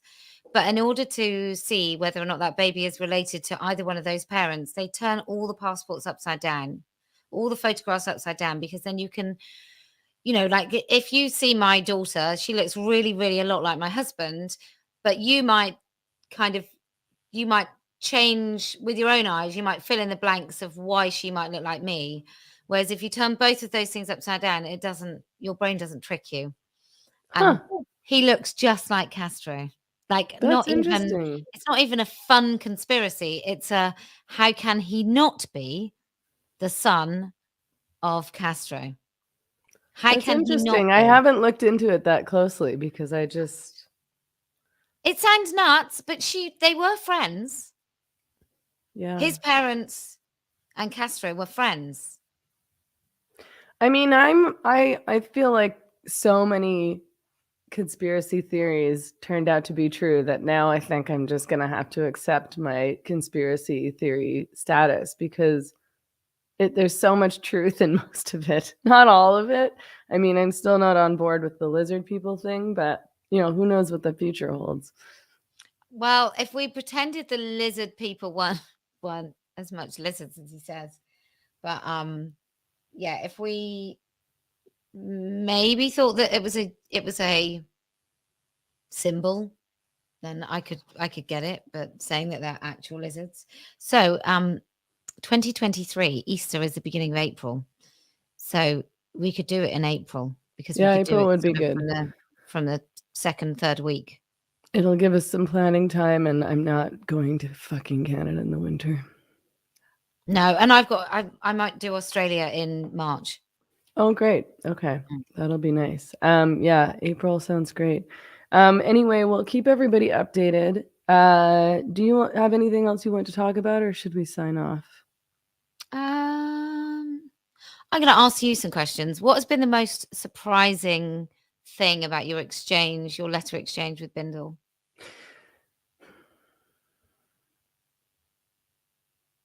I mean, I found it really productive. I really appreciate the conversation. I love Julie. I've known her for a long time. I have so much respect for her work. She has a great sense of humor, which I really appreciate. I cannot deal with people who are over serious and who take themselves too seriously. It's one of my least favorite qualities in a person who doesn't have a sense of humor. I suppose I haven't read her letter yet, unfortunately, because I've been busy and traveling, and I like to read the letter when I can start writing. So if I don't have time, because I'm going to start thinking of stuff, I'm going to start writing. So I don't want to read the letter if I don't have time to start responding and to actually do it. So I've been waiting until I can do that. Hopefully I'll be able to get to it tomorrow, although I'm traveling again. But I suppose on some level, I still sort of feel like we're talking past each other a little bit. I think that the argument from the feminists who say that we need to remain committed to leftist principles and oppose the right. I mean, it just doesn't make any sense to me because I just don't see things in such a binary way, and I never will now. I used to, but I don't. I just don't think there is such a thing as I don't think I mean, I keep wanting to know who we're talking about. What, the far right? Who are the right wing? Yeah, what is the far right? Who are these people? What does it mean to work with these people? What does it mean to ally? No, I feel like I've never gotten an answer to the question of what do you mean when you say we cannot ally with the right? And to me, I'm like, am I allying with the right? What does it mean to ally with the right? And then I think it's just like, okay, well, then I think that maybe I don't think it is just about abortion, because obviously I am friends with and I do engage with people who are pro-life, primarily women, but probably some men too. I don't even know everyone's opinion, like every person that I know and engage with. I don't know what their opinions are on abortion are, but I know for certain, like I've done panels with, and I'm now friends with Michelle Evans, who I think is a wonderful woman, and I don't think she identifies as a feminist, but I think she is a feminist. She's like a very powerful pro-woman activist.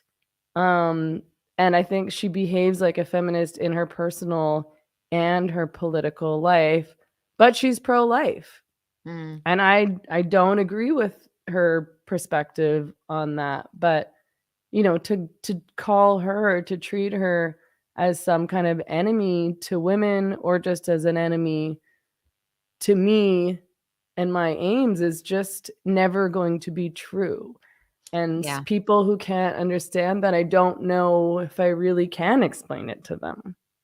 But I sort of think as well, right? There's only a chance of changing people's minds on abortion. And I actually think even if you were anti-abortion, if you're like, I had this conversation with a pro-lifer and I was like, look, if illegal abortion meant fewer babies were aborted, then you might have a point, right? Maybe because it's difficult without I've had so many of these conversations. I think the pro-life argument is 100% right. Right? I think it's 100% right. It is awful. It is a life. It is a potential baby. It is even a baby because in some situations we would call it a baby. All those things are true. They're right. They're completely right. It might be a gift from God, whatever. They're completely right. And I still don't agree that abortion should be illegal. And that is on the basis that they will still happen, just women will die. So even if I thought it was barbaric, whatever I think of it, it doesn't really matter because the point of a safe and legal abortion is because illegal abortions are not safe and they will still happen. So I said to someone, the only way that we know that making it more difficult for women to have abortions is a good thing, is a right thing to do, is if the rate of pregnancy goes down. Because if the same number of women get pregnant, they've either got to have a baby that they really don't want and can't afford, or they've got to have an abortion that is very, very unsafe. So I don't think it works. So even if I thought an abortion was genuinely killing a baby and it was a barbaric, awful thing to do, making it illegal doesn't mean fewer abortions happen. Yeah, I mean, I agree with you. My perspective on abortion is a bit different, or I guess what's behind my support for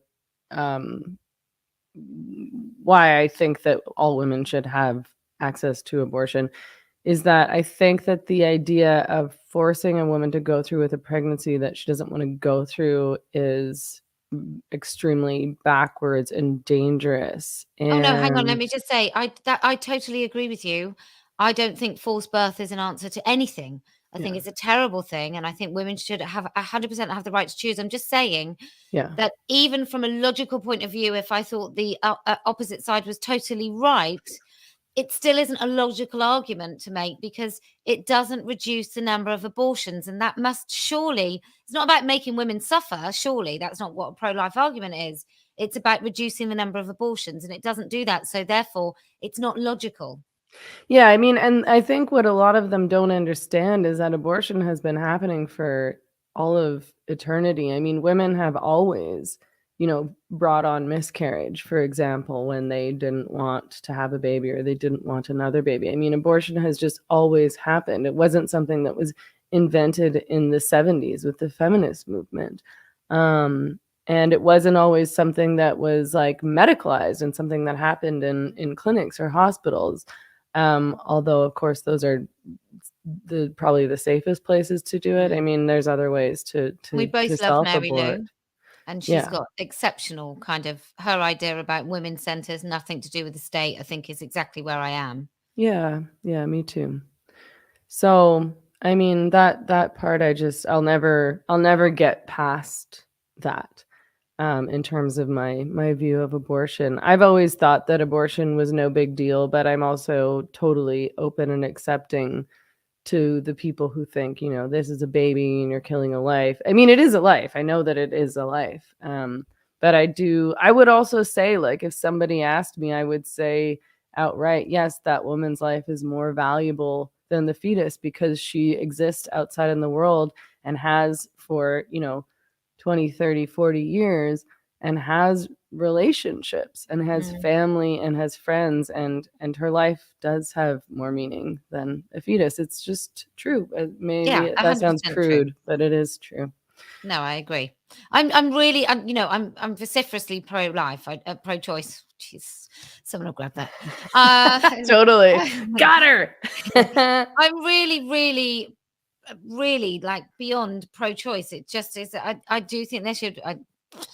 I do think there should be some limits. I don't think you should be able to have an abortion at like 7.5 months or 7 months, and I don't think they happen very often. But I do think that there should be limits. But I definitely think that women. I mean, look, I don't get it in America. If you're pro-life, then why don't you campaign for better maternity rights so it's easier for the woman when she actually has the bloody baby? If you're that interested in these babies being born, I don't understand some of that. But I know, you and I probably both know pro-life people who actually do put their money where their mouth is, and they work in pregnancy sort of centers, and they genuinely help those women. So, but I still think they're wrong. I still think they're wrong. I mean, I think that when these feminists are making these arguments about how we can't ally with the right or we can't work with the right and we have to stick with the left, I think they'll fall back on abortion, or they'll fall back on racism. And they'll say like these right wingers are racist, and feminism, we need to protect marginalized women of color. And like, obviously, I don't know. I don't understand the attachment to the left or left-wing people, because left-wing people are horribly discriminatory and bigoted and hateful. Like, why is it that, like, why do we have to do either? Why can't we just work with whoever we want to work with? And, like I said, sometimes these people are going to have opinions and perspectives that I really, really disagree with, and I'll agree with them on other things. And it still doesn't mean they're bad people. Like, there's people who have opinions that I think are really wrong or bad opinions, and it doesn't make them bad, shitty, ill-intentioned people. That's what these people seem not to be able to get or accept, or they don't want to admit that is true, which is endlessly frustrating to me. Well, it seems really weird to think that you're sitting on some sort of moral high ground by saying that you're on the left would never work with the right, when the left are literally, in the United States especially, they're slicing up, carving up children's bodies. They are putting rapists in women's prisons. They are obliterating all women's rights. I mean, what could the right do actually that is worse than that? Like, I'm not saying they can't do things equally as bad. Like, if they stop all access to abortion, that's terrible. Is that as bad as butchering kids and making them infertile? I don't know. I don't know that it is. I'm not saying it isn't. But I don't know for 100% that it is as bad. And I don't think it is as bad. Equal. And the reason that I don't think that it is as bad is that women will still be able to have abortion, even if abortion is made illegal in some states. It's not going to be illegal in all states. It's just going to be illegal in some states, or not even, just more difficult to get. You won't be able to do it past 6 weeks or something like that, 8 weeks. But women will still be able to have abortions. They'll still be able to get safe abortions. It'll just be harder. Did you have a left-wing card left? Because you've just totally given it up now. Your lefty card. I don't think so. I think I think it's gone. I think it's fully gone. I don't know what official left-wing views I have. I don't think I have official right-wing views. Well, are you pro-prostitution? That's a bit lefty. Pro-surrogacy. I've never been pro-prostitution. I've always been against prostitution. Well, I don't know if you've ever been on the left. I think you might have lied. I've always been a secret conservative. I guess, like, I think that destroying kids' lives and bodies forever is worse. And I think endangering women and taking away women's sex-based rights permanently is worse than allowing abortion to become illegal in certain contexts in some red states. And these men, the left is so misogynist. I don't actually think the right and conservatives are all that misogynist. Of course, there's some actual misogynists on the right, like Matt Walsh, but like most of the conservative right-wing men that I've met are such wonderful gentlemen. And they really do value and respect women, like much more so than these left-wing guys.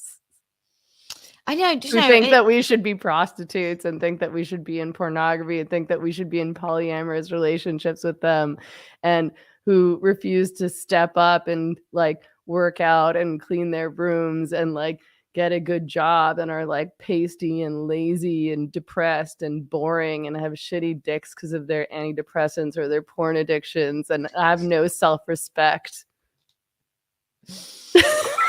Come on. Someone said to me yesterday, so I do a live thing on a Tuesday. So they said it on Tuesday and they were like, oh, I'm worried that I'm going to be associated with the right. And I was like, but you're associated with the left. I know. And I'm not saying the right is a wonderful bastion of all that's great for women. I really don't think it is. I've started to talk about the constituency of women because I feel that we are a political constituency all of our own.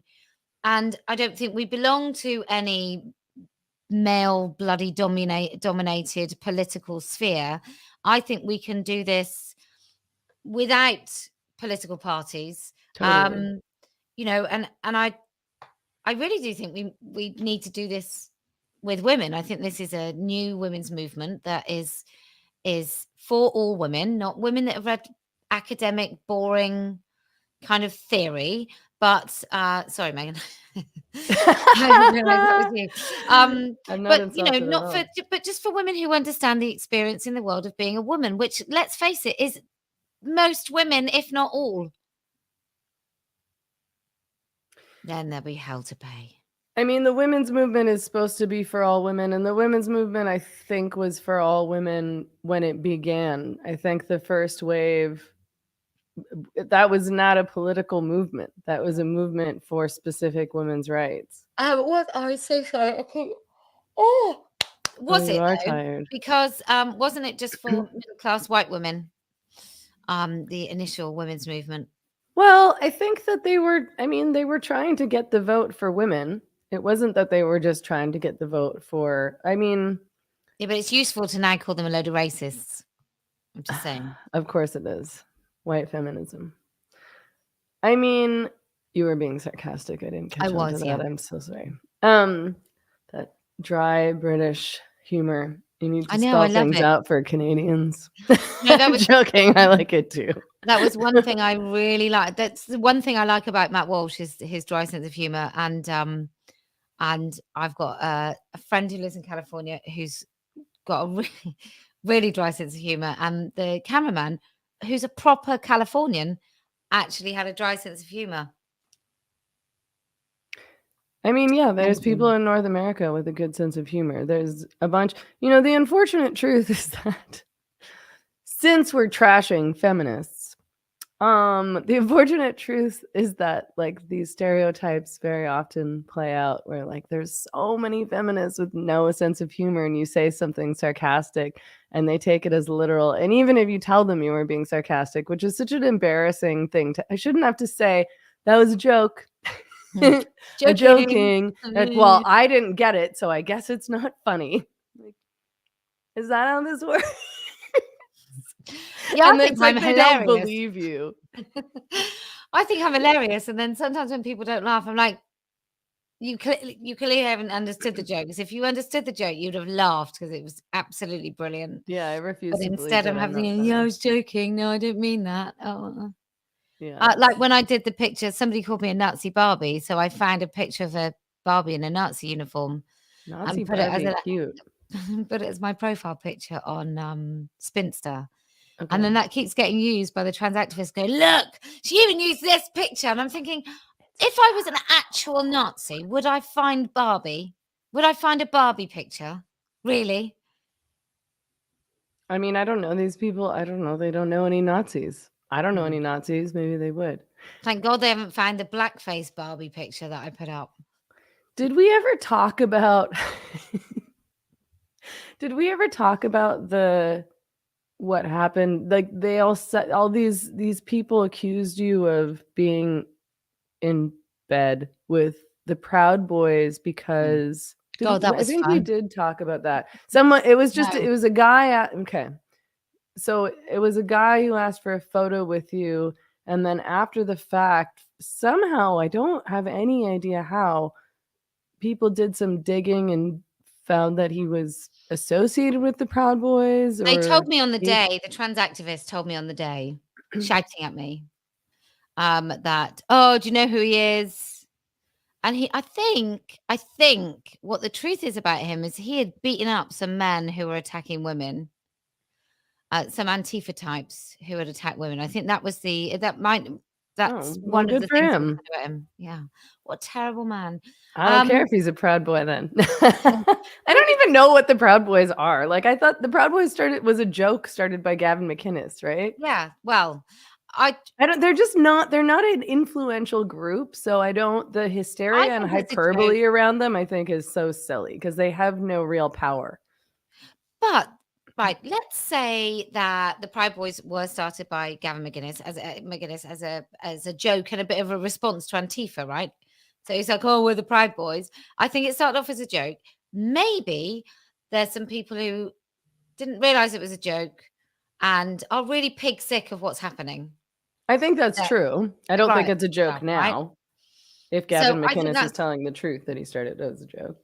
so we can either say that these are thugs that have just got together to go and beat the crap out of people, and those people are not very nice people, so I'm not sure that I care, or that they're just regular kind of working class men that have just had enough to see what's happening to their cities and their towns. Or they could be terrible, terrible people. I don't actually care because I don't know what these people are because you and I are white supremacist Nazis, right?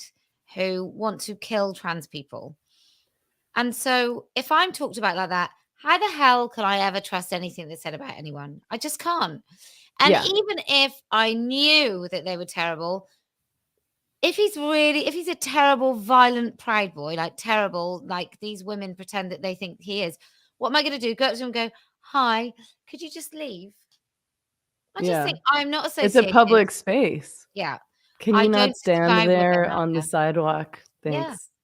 I mean, But but also if he doesn't seem like an asshole and he's not being an asshole, then why would you ask him to leave? Like, are you gonna check how would for I know what everyone's it was? political beliefs who is at your event and be like, "Oh, you believe this, like you're out." I It's so mean, maybe nuts. he's associated with the Proud Boys and he's a nice guy, and some of the other Proud Boys are not nice guys. I don't know. I don't really know what they're up to. And I I'm certainly not don't doing know it. who all these individuals are. I think the worst, the absolute worst, because obviously these women get very, very excited about being able to say horrible stuff about me. And they never even pretended to watch the testimony of women. So it wasn't like they said, "Oh, there was this event and this woman did this wonderful thing and that woman did that wonderful thing and blah blah blah." But oh my God, Posie let them all down by doing this. They didn't even bother with that. They just went straight for some random made up criticism of me of anything that they could crowbar in. Um, and one of the things they did is there was a mother of a rapid onset gender dysphoria child.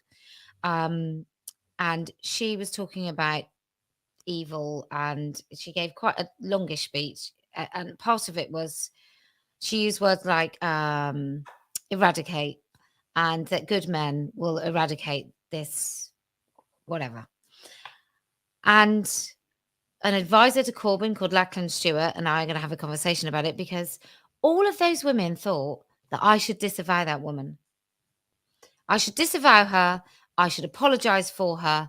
I should say that I don't agree. I should disassociate myself with her. I just, I, I just sometimes think about these women and I think, do you know me at all? Because I will not do that. Women standing up in the face of violent threats and violence from men, I am never, ever, ever going to be opposed to that woman. I'm not going to make her position more weak. I'm just not going to do any of it. That is not what this is about. This is about giving women a solid place to stand and telling them that I will stand there with them. This is not about me then going, like, after one of the women did bear spray when she got spat in the face and she got pushed in the face, right? She put this sign up and she got spat in the face. And then she got a spray out because somebody else was coming at her with some spray. I got asked to disavow violence by a number of American feminists. You should, can you say that you've got nothing to do with the Proud Boys? Or can you say that you've got, that you don't like violence? Or can you say, I was like, no, I won't. That is not what this is. It's not That my is not what job. solidarity looks like. And it's not my responsibility to go around saying, no, I disavow this person. I disavow this person. It's like, no, you just do what you're doing. And the people who come along can come along. It's not your responsibility. What do they think it's going to do? If you disavow someone, if you say that you don't agree with a woman who came and defended herself, what should she have done? Should she have just let herself be attacked? Oh, yeah. Oh, God, yeah. There's a method called non-violent protest or something, where no matter what people do, you are not even to fight back. I've distanced myself from that particular thing because there is no way I would ever ask any woman not to defend herself if she bloody well wanted to or needed to. No way. I wouldn't do it. But it's more than that. It's what's the transaction here? Like, what are you hoping to get when you go, oh, I will never have anything to do with the Proud Boys? Oh, okay. Well, we all thought you were going to, but now you've said that, we'll leave you alone. Yeah, as if it will end there. Just nuts. It won't end there. I have to pee. Okay, well, we better go. I don't think anyone wants to see that. No. Thank you, everyone, for coming. Thank you, Posie, for coming. I'm glad we were able to do this. And we'll keep everyone updated about Canada. If you would like to donate to support the documentary, it's Standing for Women / donate. Is that right?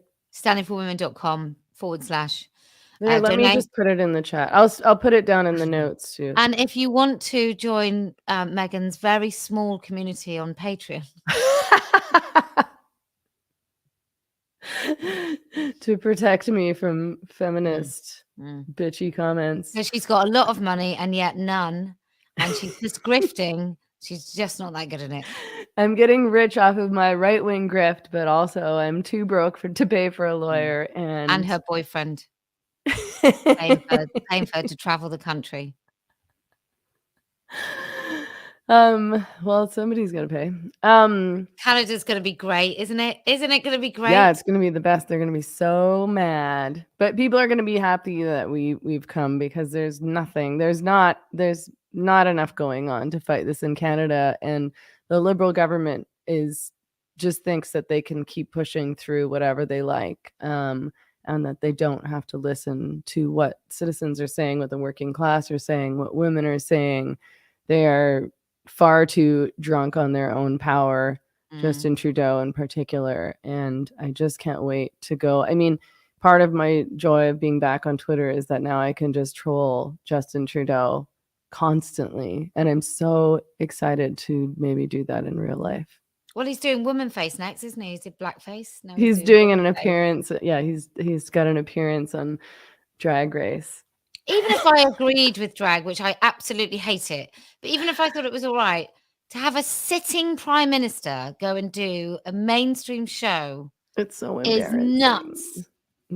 He's so embarrassing. Like, what does he think he's doing? I don't think he cares. I think he's totally drunk on his power. I think he's completely entitled, and he thinks he can just do what he thinks. He's untouchable. Right, well, you better go and pee. And what you can do while you're on the toilet is you can get the pictures of Justin and his dad. I'll take a look. I mean, I'm pretty certain that he's Pierre Trudeau's son, but maybe I'll take a look. I mean, what do I know? I'm never wrong. Okay. Again, thanks everyone for coming. We'll see you again soon. Goodbye. Bye. Don't forget to subscribe to my YouTube channel and become a patron on Patreon.